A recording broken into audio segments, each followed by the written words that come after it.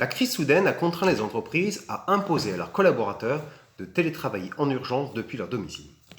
Imposer le télétravail est particulièrement complexe à la fois pour les salariés comme pour leurs responsables, car il est normalement volontaire et co-construit à la fois sur le rythme du télétravail, les tâches à réaliser ou encore les moyens ou ressources à disposition des télétravailleurs pour qu'ils puissent travailler dans de bonnes conditions.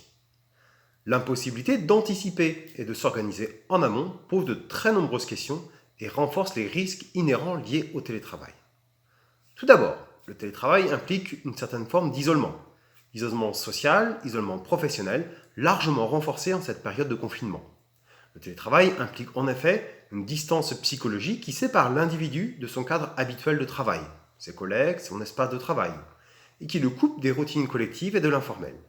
Pour compenser cet isolement, il est fondamental d'établir de nouvelles routines de communication professionnelle en recréant des formes de proximité informelle et des proximités virtuelles. Le très fort développement des nombreuses applications à distance sont essentiels pour cela. En second lieu, le télétravail implique une rupture très forte vis-à-vis des modes de management traditionnels et des modalités de contrôle du travail. Le collaborateur n'étant plus là, les formes et les outils du contrôle s'en retrouvent généralement automatisés et un peu paradoxalement renforcés. Le télétravailleur peut également intérioriser ce surcontrôle à tel point qu'il va s'auto-contrôler. Il s'auto-contrôle pour compenser ou pour justifier une absence de contrôle visuel ou physique. Cet autocontrôle est particulièrement chronophage et contre-productif car il contraint en fait le télétravailleur à passer beaucoup de temps à se justifier sur son cadre de travail. Pour compenser ce surcontrôle, il convient d'évoluer vers des modes de management par les objectifs qui seront à même de renforcer la confiance entre les parties. La troisième difficulté repose sur la difficile conciliation entre espace-temps professionnels et familiaux, renforcée là aussi par le contexte de confinement.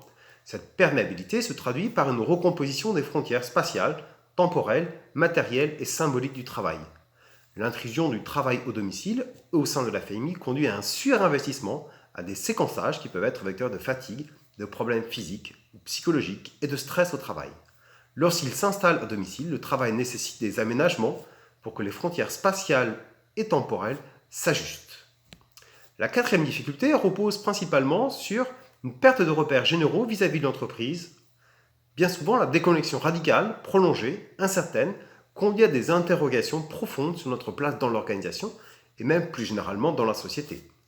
Là encore, il en va de la responsabilité managériale que de donner à lire un avenir certes encore flou, mais ô combien fondamental pour garantir la pérennité de l'organisation. Pour cela, il convient d'ouvrir les processus managériaux pour qu'ils soient davantage collaboratifs et participatifs. La situation actuelle est en effet l'occasion de repenser l'organisation et son devenir en imaginant aussi des modes de participation à la vie de l'organisation qui soient plus ouverts et plus démocratiques.